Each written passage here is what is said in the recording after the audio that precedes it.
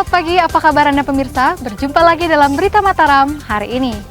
Sejumlah informasi penting dan menarik lainnya telah kami siapkan untuk Anda, dan berikut diantaranya.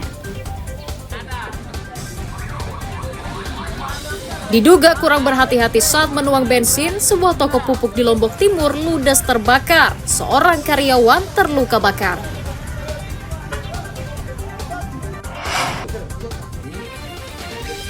Seorang pemuda di Bima diringkus polisi karena diduga mengedarkan sabu-sabu.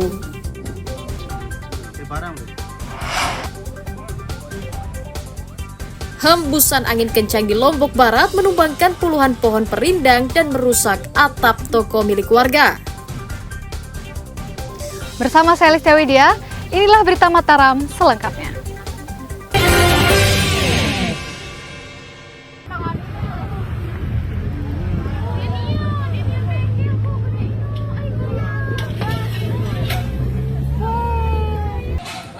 Sebuah toko pupuk di Dasan Lendang, Desa Pringgabaya, Kecamatan Pringgabaya, Kabupaten Lombok Timur ludes terbakar pada Senin pagi.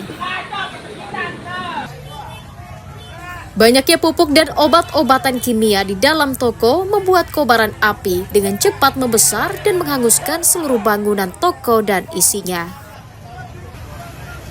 Kebakaran diduga berawal dari seorang karyawan bernama Fikri yang menuangkan bensin dari jerigen ke dalam puluhan botol untuk dijual eceran di depan toko. Namun percikan api yang tidak diketahui sumbernya tiba-tiba menyambar bensin yang sedang dituang hingga menyebabkan kebakaran. Api baru berhasil dipadamkan sekitar 1 jam kemudian oleh puluhan pemadam kebakaran dengan mengerahkan 1 unit mobil pemadam. Peristiwa ini menyebabkan seorang karyawan terluka bakar di bagian kaki karena mencoba menyelamatkan barang dagangannya. Salah satu teman itu ada kantong, dia masukkan bensin di sana, tiba-tiba langsung keluar aja api dari yang itu, bensin itu, enggak tahu. Kita kan di depan, bensinnya di belakang. Oh, masih di jerigen ya? Iya, mau ditumpas, dituangkan kan, di tong itu, di tong yang isian 25 liter. Nah, dari situnya sudah hanyut dia, sudah keluar api. Kaget, enggak bisa menyelamatkan apa-apa. Kita aja langsung keluar gitu, saking takutnya. Tidak ada korban jiwa dalam peristiwa tersebut, namun kebakaran menimbulkan kerugian ditaksir hingga ratusan juta rupiah. Muhtadun melaporkan dari Kabupaten Lombok Timur.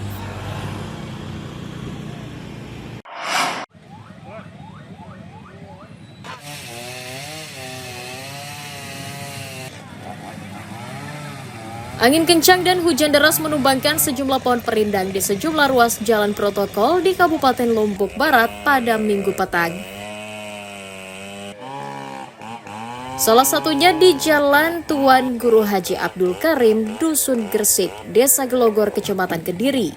Pohon tumbang menimpa 3 bangunan atap ruko di pinggir jalan.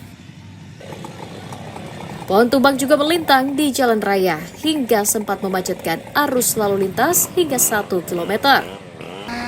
Badan Penanggulangan Bencana Daerah dibantu aparat kepolisian langsung bergerak cepat memotong ranting pohon dan menyingkirkannya dari ruas jalan. Setelah sekitar 1 jam kemudian, ruas jalan kembali bisa dilalui oleh kendaraan.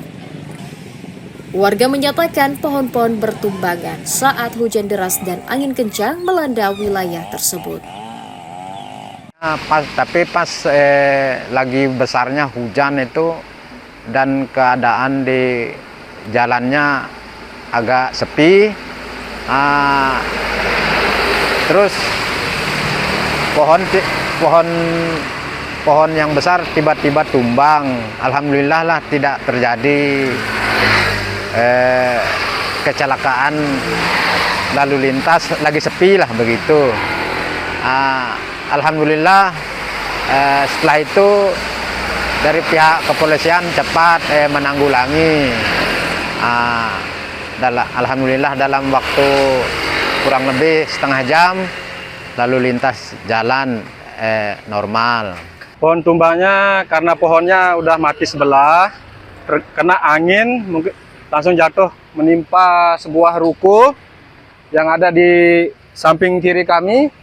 Dan sekarang kami sudah melakukan pengevakuasian pohon tumbang dan memotong dahan-dahan dan pohon induknya dan melakukan pemotongan lagi untuk membersihkan di puing-puing di depan toko. Ada korban jiwa? Korban jiwa untuk sementara ini belum ada. Evakuasi pohon sekitar 1 sampai 30 menit dan berkisaran yang sambil di pinggir-pinggir sampai 45 menit totalnya untuk supaya arus lalu lintas jalan. Badan Penanggulangan Bencana Daerah Kabupaten Lombok Barat mencatat hujan deras dan angin kencang menyebabkan 30 pohon tumbang dan puluhan ruko dan rumah warga rusak di bagian atap karena tertimpa pohon. Awaludin melaporkan dari Kabupaten Lombok Barat.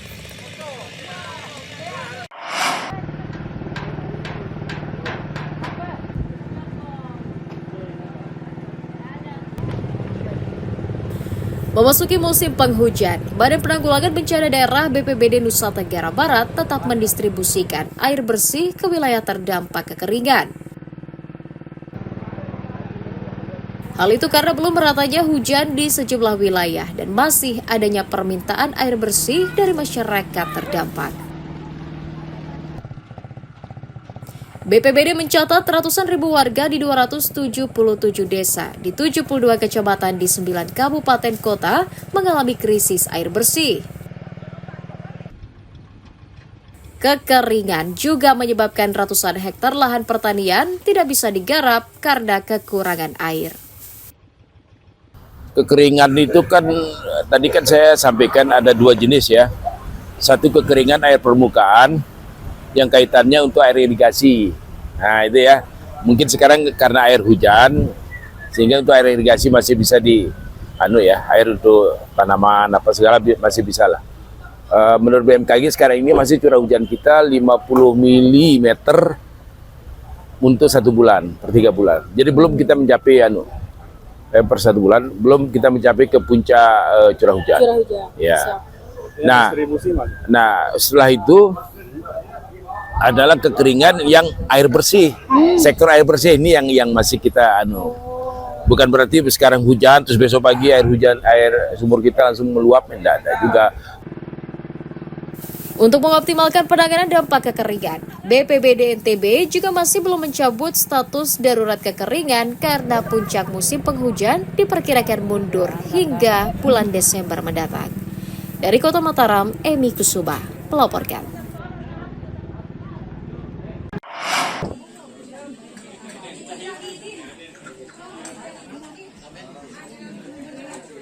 Komisi Pemilihan Umum KPU Lombok Barat memetakan lokasi tempat pemungutan suara yang diprediksi rawan bencana memasuki musim penghujan.